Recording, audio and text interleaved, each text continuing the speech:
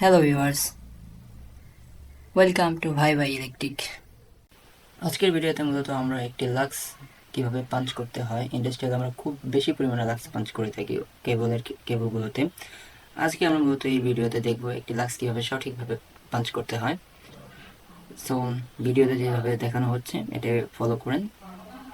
সবার প্রথমে আমরা যে কেবলটা থাকে কেবলের উপর ইনসুলেশনটা অবশ্যই খুলে নিব, এরপর লাক্সটাকে ইনস্টল করে নিব।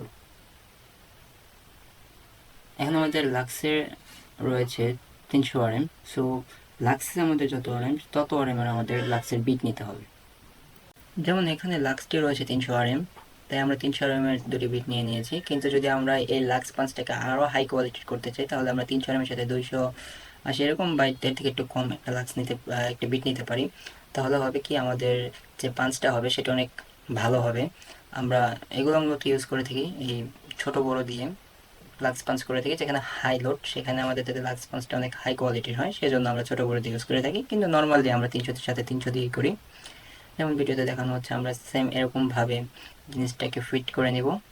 এবং শুধু এখন আমাদের সাইডে যে নব রয়েছে যেটা দিয়ে আমরা ইয়ার লক করি হাইড্রোলিক পাঞ্চে, সেই ইয়ারটা লক করে নেব এবং পিছনের যে আমাদের হ্যান্ডেল বারটা রয়েছে হ্যান্ডেল বারটা ক্লিক করলেই আমার লাক্সটা পাঞ্চ হওয়া শুরু হয়ে যাবে।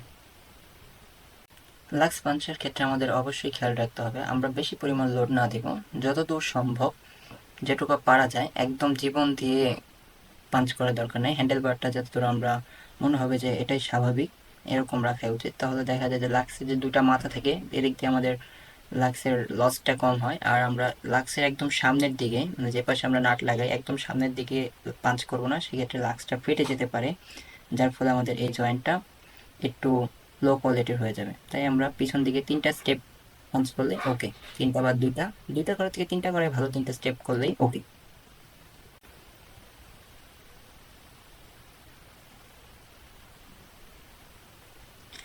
অবশ্যই ক্ষেত্রে জিনিস খেয়াল রাখতে হবে, আমরা কিন্তু এখানে দেখতে পাচ্ছেন যে লাক্সটা কিন্তু অ্যালুমিনিয়াম এবং আমরা তারটাও কিন্তু অ্যালুমিনিয়াম, তাই আমরা অ্যালুমিনিয়াম ইউজ করছি।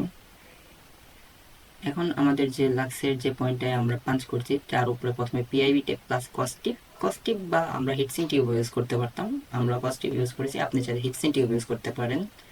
কিন্তু আমাদের লাক্সটা একটু বিশেষত্ব হচ্ছে যে আমাদের লাক্সের সামনের মাথাটা হচ্ছে কপারের, যার ক্ষেত্রে এটা বাসবারে যখন আমরা ইউজ করব সেক্ষেত্রে এটা আমাদের একটু প্লাস পয়েন্ট দেবে, কারণ বাসবার কিন্তু আমাদের কপারের হয়।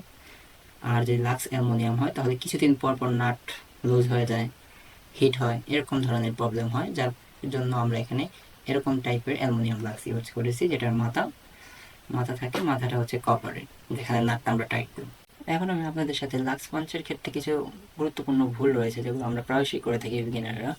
সেটা হচ্ছে আমরা কপারের ওয়্যারের সাথে অ্যালুমিনিয়াম কেবলের সাথে কপারের লাক্স ইউজ করে থাকি এবং পরবর্তীতে অনেক ধরনের সমস্যার সম্মুখীন হই। আমরা এই ভিডিওতে কিছু কিছু সমস্যা তুলে ধরবো আপনাদের সামনে, যে পরবর্তীতে আমরা কী কী ধরনের সমস্যার সম্মুখীন হয়ে থাকি মূলত।